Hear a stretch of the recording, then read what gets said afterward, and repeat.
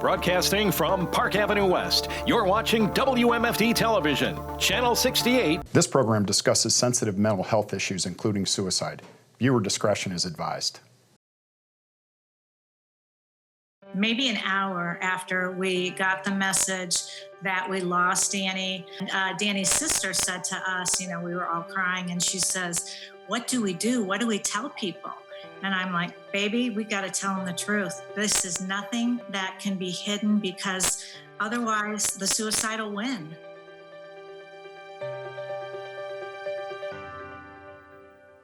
We're not mental health professionals. It's just something that happened to our family. We direct people other places. And most important of all, I think, don't quit. Keep fighting. Keep living. Things will get better.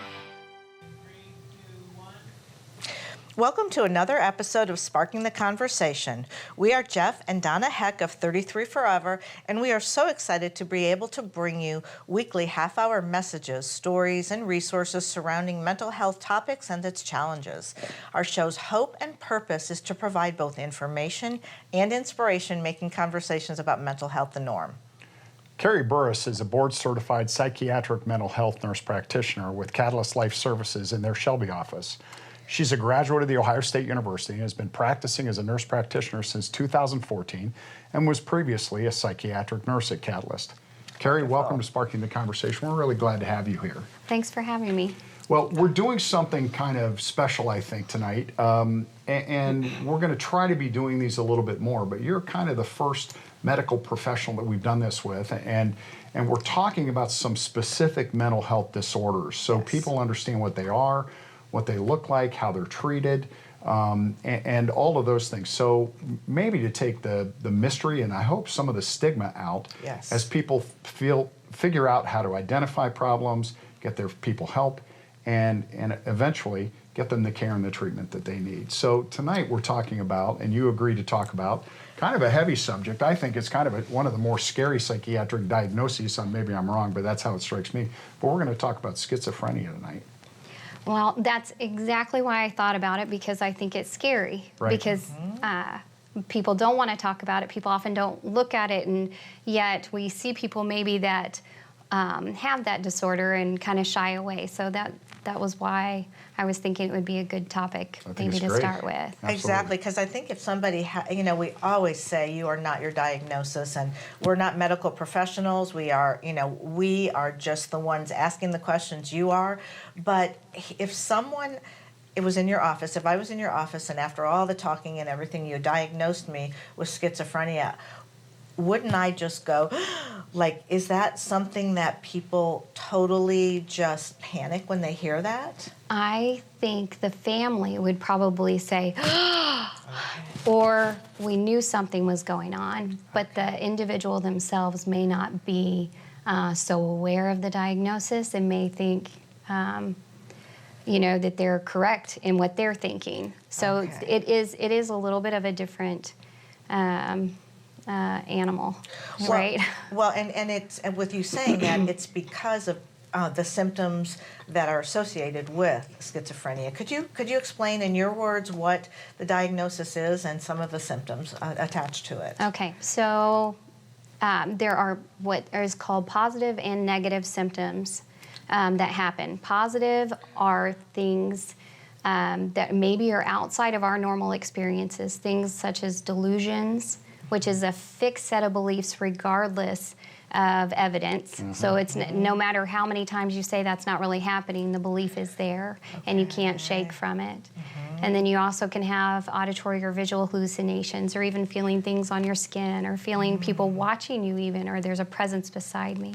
Or a voice in your head. Or a voice in my head. Why is that positive? I mean, obviously it's positive and negative. Oh, so yes, yeah. So there is, it's just in a category of symptoms called positive, things that are added to the normal experience, as compared to negative. A negative symptom would be like, I can no longer feel a whole lot of emotion, or my face isn't going to show you a whole lot of affect anymore. I'm not going to smile real big. I may not even be able to feel a lot of joy anymore. And it's not deliberate, it's just part of the disease. Part of the disease, yes. And I think that's a really important point to make, which is that, Karrie, that these are diseases of the brain, and schizophrenia in particular is a disease of the brain. It's a condition of the brain that the person has absolutely no control over, and it's part of what makes this particular thing sometimes very difficult to treat once you diagnose it, right? Absolutely, very difficult. And then there's other things that go along with it. So there's like disorganized speech, where maybe they're talking but the pattern isn't as you would expect, or maybe they're not answering the question, or maybe one thing leads all the way off into a total other thing, which would derailment. Like we're having a conversation and the next thing you know, we're talking about the government or religion or something else, Something completely off track. Completely off track. Mm-hmm. So those things together, you can also have odd behaviors. They're pacing for no reason, or rearranging objects, or something that for them may have purpose, but for everybody else is kind of like, why do you keep walking in circles? Okay. So you put all those things together, and yeah, it looks like a pretty scary picture from people from the outside. I think what you said earlier, which is that the family says at that point, there's a diagnosis made, and they go, I knew something was up, because they see all these cluster of symptoms or patterns of things, and they're like, this isn't right, something's off. They're saying all these things that don't make any sense to somebody sort of based in reality. But then, I don't know, maybe there's some peace about finally getting a diagnosis, so maybe you can go forward with that. I do think that's true. Right. I do think that's true. You finally have some sort of an answer and maybe a direction to go in. Unfortunately, schizophrenia is very difficult to treat, though, and if the patient themselves is an adult, we've all experienced in our own lives that it's pretty hard to change someone else or force them to do what you feel like would be good. So. Absolutely. Well, we're going to take a break right now, and when we get back, we'll talk a little bit more about the treatment of schizophrenia. So we'll be back after this short message.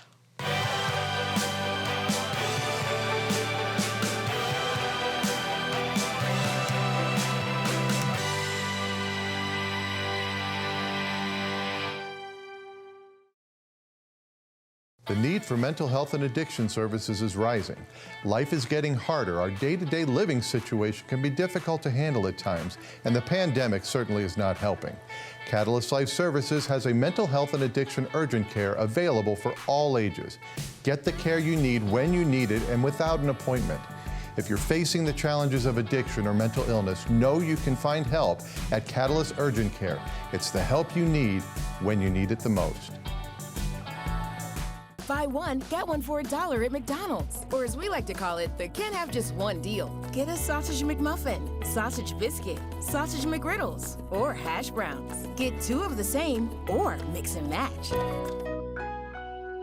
Does shopping for bladder control products have you feeling like you need someone to be on the lookout for you? Now you have your privacy back. We're HDIS, and we home deliver bladder control products directly to you. We're always on the lookout for you. You get free shipping in plain, unmarked boxes. So your private matters, stay private. We understand how you feel. For over 35 years, we've delivered bladder control products to millions of Americans, just like you. You don't have to worry about incontinence any longer. Call now for your free product sample pack and over $45 in money-saving coupons. At HDIS, we're always in stock. We carry all brands in hundreds of styles and sizes. You'll be sure to get what you need, guaranteed. For your free sample pack with your free catalog and $45 in money-saving coupons and free product samples, call 800-905-9814. That's 800-905-9814. This program discusses sensitive mental health issues, including suicide. Viewer discretion is advised. Welcome back to Sparking the Conversation. We're here with Karrie Burris, who's a psychiatric nurse practitioner from Catalyst Life Services in the Shelby office. And we're talking about specifically the disease process of schizophrenia tonight. And Karrie, in our first segment, you described some things that would commonly be seen, but how does it first show up? It shows up sort of at an early age in people typically, right? Yes, it certainly can. 15 to 30 would be a normal lifespan, but there's oftentimes some beginning signs that you start to see, such as withdrawing or sometimes odd behavior, maybe a little more paranoia. some odd belief systems coming about, or difficulty with peers even. And you notice that at what age are you thinking? There's some crossover with some other diagnoses that can start very, very early. So a lot of times, even early on, you'll say, well, maybe they fit in the category of autism, or maybe they fit in the category of ADHD, or maybe there's a speech disorder that's leading up to this that's causing some of that. And then you just kind of start weeding out those things as you get closer. It's hard to make a diagnosis, I think, of schizophrenia or many mental health disorders really early in a young person's life. But as time goes by and they exhibit more of the symptoms, is that really how a diagnosis eventually is going to get made? I think a lot of times it is, unless there's a big break. We had talked about if a major family life event happened, or something traumatic has happened, or some big stressor has happened, and you think about those teenage years and early 20s, like with everything else, that's really peak time for something stressful. Yeah. And some of the breaks can last a month. Am I correct in that? Oh, yes. With or without medication? Both? Both. Okay. And some, although people can return to normal living, I would say schizophrenia is a pretty difficult one to completely abolish all symptoms. So there's management of the symptoms, I think, but you're not going to get rid of the disease. The disease is the disease. It's just like diabetes. Once you have it, it's kind of there, and it's managing it that makes sense, right? Yes, very much so. It can be difficult to manage. And difficult depending on the person, right? Same with diabetes. Some people can really get that leveled, and other people just are brittle, and it's a chronic going up and down. Yeah, I think that's good. So you have to prescribe the medication, being the nurse practitioner, for the patient. And what is the general treatment of once they're diagnosed in your mind? How do you treat them? Antipsychotics are what is used, which is a difficult drug to sell to patients because they can come with all kinds of side effects. They don't have the prettiest side effect profile, for sure. But you can also have things to help with anxiety as well, because there's a lot of paranoia at times that can come with this, and also things that can help with depression, because as you can imagine, it can be a very isolating and lonely life. Medication isn't necessarily the only treatment option, right, for folks who are suffering. There are all kinds of therapies and other things that you guys have devised, you professionals devised to help people with coping with the disease. How's that look? Correct. Definitely different types of therapies, CBT, like a cognitive behavioral therapy, it can be helpful. Different kinds of groups can be helpful. Things that cause people to feel not so alone in it and to provide support is helpful. Oftentimes, I must say though, when there is a big break, there is often a hospitalization that occurs that kind of starts that ball rolling. The diagnoses, although possibly initially would be something like brief psychosis or schizophreniform, something that's more brief. As time goes on, then it is eventually diagnosed schizophrenia. Yeah. And it's a scary event for not only the person that's going through it, but the family around it. And there's a lot we were discussing at the break, the fallacies that people have associated with it, with their violence, and they are the ones that are causing trouble. But in fact, you see pretty much the opposite, don't you? Absolutely, absolutely. It's very rare that they are the aggressor, or although they can be agitated and those behaviors can look agitated, they're walking in circles and talking to themselves or ranting or frustrated. In truth, they're very afraid, and often they are the victim in the scenarios. Well, and I think part of the time they get victimized because their behaviors scare somebody else, and that causes somebody else to lash out with violence, or they can't take care of themselves well enough. So I think that's a bad rap that folks who have that diagnosis often have, which is somehow they're violent just because their behaviors exhibit oddly, right? I agree. Yeah. I agree. What's really, our whole goal we talk about is education and information, and it's so sad the stigma that is associated with that. And I point blank came out and said if a family member is diagnosed, they're like, oh my goodness. But it's just a matter of, it's a disease. It's an ugly disease, just like cancer, just like they didn't ask for it and it just happened. Right. Yeah. But I do feel like in America, like we somehow cut the head off. You know, we can talk about a lot of other diseases, but that one we can't. Absolutely. And we can't even necessarily look at people who have those diseases. So That's true. Yeah, for some reason we detach the brain from the rest of the organs and the rest of the body, even though it controls everything, doesn't it? So it seems very odd to us too, and we talk about that all the time. One of the other things that I think is this is a disease that affects the entire family or the entire unit of friends and family and acquaintances and loved ones, if you will. Talk about that a little bit, because I know that's a challenge. Well, if you think about just even that statement that we said, if we disconnect the head, then we're going to say, just buck up, just come on, I already told you. I told you that's not really happening. I told you people aren't looking at you. Why do you keep acting like that? Why can't you perform in school like everybody else? Why can't you be like your brother and get this job and do well when their mind is somewhere else completely and they're just unable? Right. You know, just completely unable. And it absolutely affects the family. I think that they feel frustrated often, confused, hopeless, wanting it to change, just like we would, I think, for if it was diabetes or cancer or something else. We'd want that to change, and a lot of confusion and frustration. Yeah. You know. Well, having someone like you to share the therapy with and to give them guidance, the family guidance, the patient guidance is definitely a key. You can just tell. But we're going to take a break, and when we get back, we'll talk a little bit about hope and just a little bit more about schizophrenia. Stay tuned for after this message.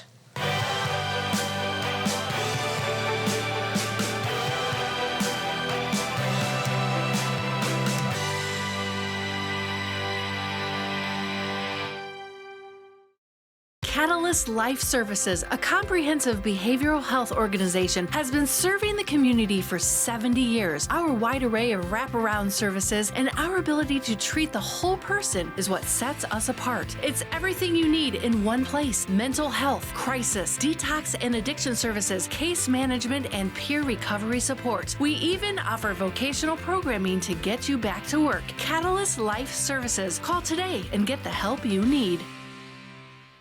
If you've been injured, whether personal injury, medical malpractice, or wrongful death, you are not alone. And you definitely don't have to fight alone. While you focus on recovery, let the HEC law offices focus on your case. With over 45 years of combined legal experience, we understand your situation and the entire overwhelming legal process. With an injury you're already handling too much, let our team be your advocate. I'm Jeff Heck. And I'm Jeff Stifler. We're Mansfield's Injury Lawyers. Call us today or visit us at hecklawoffices.com. You may want to attend college, but you have a full-time job and kids that need your full-time attention. How can you possibly attend college? You learn online at South University. Earn your degree while you still earn a paycheck. Take care of your future while you take care of your children. Earn your degree any hour, any day, from anywhere. And the credit transfer policies also make it easier to return to college. Earn your degree online from instructors who go way beyond the classroom to help their students change their lives. And help their students change the lives of their children. Learn online at South University. Call 1-800-431-7028. College is a road to your destination. And every journey begins with a starting point. Start from South University online. The convenience of taking classes where you want. The flexibility of taking classes when you want. So you can become who you want. South University Online. Call 1-800-431-7028. That's 1-800-431-7028. Welcome back to Sparking the Conversation. We're here with Karrie Burris from Catalyst Life Services, and she's a psychiatric nurse practitioner. Karrie, we talked in the last segment a little bit about family education and family support and the importance of someone who has a loved one with this diagnosis, a family or a friend. And what, if you were going to say, would be maybe the important things that a family member who has a loved one with this diagnosis, what can they do? What's the best advice you have for them?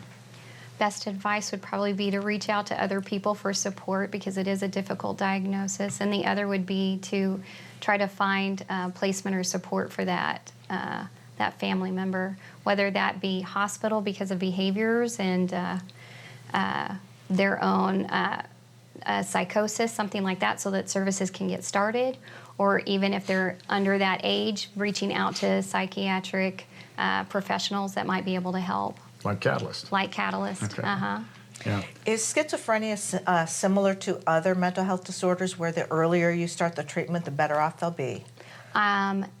Yes, it can be. It can be. Now, prognosis-wise, it's hard to tell with schizophrenia, but the earlier you get in there, I do think it's the better. Oftentimes, the more compliant someone is when they're younger, they're maybe following directions a little bit better. But medication compliance is certainly difficult, so the younger, the better. I was going to say, and that's a challenge, I think, for a lot of mental health disorders, but especially maybe this one because of some of the side effects of the medications, and people think they're well, and they really aren't, and so that's a challenge, I think, right? Oh, yes, it's a big challenge, and the medications are pretty harsh. We talked about them earlier, but we do have, long-acting injectables now. We do have things that can make that a little bit easier. So maybe some hope for the future as medicines get better. Yes, hopefully. That is great. And schizophrenia is, a generic description is it's a disorder that affects a person's ability to think, feel, and behave. If you think about that with a person, with a child, with a teenager, you're like, my goodness, is this going to be a whole lifelong event for them? Do you have stories of hope, stories of people recovering in some way that could just help people bring some light to this? I do. I definitely do. I have one person that started seeing when they were 17 years old, and they were not doing well at all. All three of those areas were affected at that time, freshly out of the hospital at that time, and very fearful and not logical in any way. And saw them again the other day in their mid-20s and about to get their license, and the mother actually said, we forget, they have schizophrenia. Oh. So there's definitely hope at the end of that long journey. That's, stories like that, I think maybe just those nuggets of hope that with treatment, with medication, with counseling and other hard work that it takes, because you can manage the disease in somewhat. Some people better than others, but there certainly is hope for that. You told us another story at the break that almost brought tears to my eyes. Yes. So tell that one if you would, quick too, Karrie. Well, I wanted to say this just because I feel like it's so important for us to see each other as people and individuals, and not a disease or a disorder or the guy that acts weird, around the corner. Yes. But I had a patient sitting in the waiting room by the door, hat down over his face, very nervous, doesn't make eye contact. Behavior's a little odd and withdrawn. And I had another patient going towards the door to go outside, and a little old lady, sweet as can be. And she stopped and turned to him and paused and paused and paused until he finally looked up at her, and she immediately said, oh, what beautiful eyes you have. Oh. And his face lit up and his eyes lit up, and it just really blessed me that he got seen that day, seen as a person with beautiful eyes and not as a person with this odd disorder, and it was just a good reminder to me.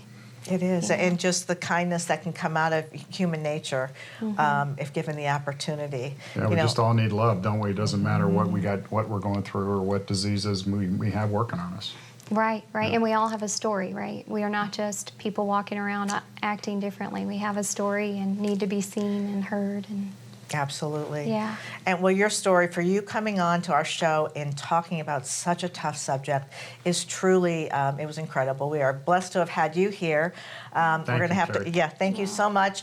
Stay with us. We'll be back with our memory moment shortly.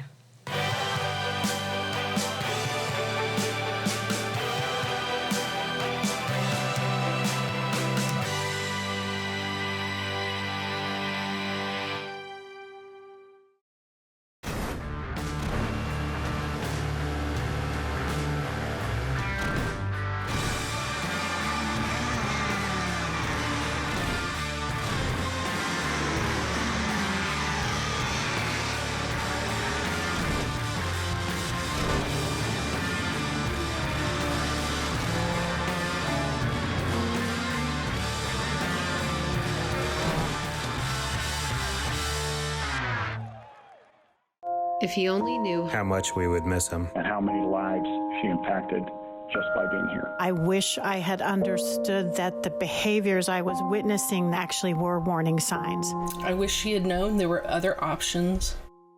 The hard work you put in now will pay off. You don't really know what you're going to be in the future. You could be the next doctor, the next psychiatrist that helps those children understand their mental health issues.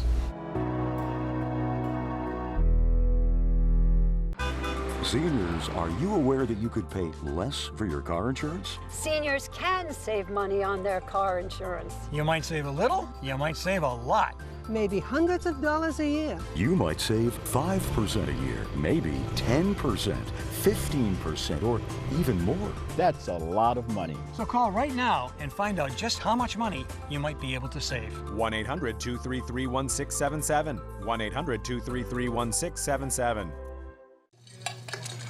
Welcome back to Sparking the Conversation. This is the part of our show that we call the Memory Moment, and tonight we actually have kind of a cool memory moment, I think. We do. Actually, I don't know if you all have noticed, if you pay attention to detail, you might have noticed that our background has changed from the golden poppy to a sky blue or something of that sort. They painted the set, and it is incredible. Yep. Look what they just did this past week. They got their shiplap up.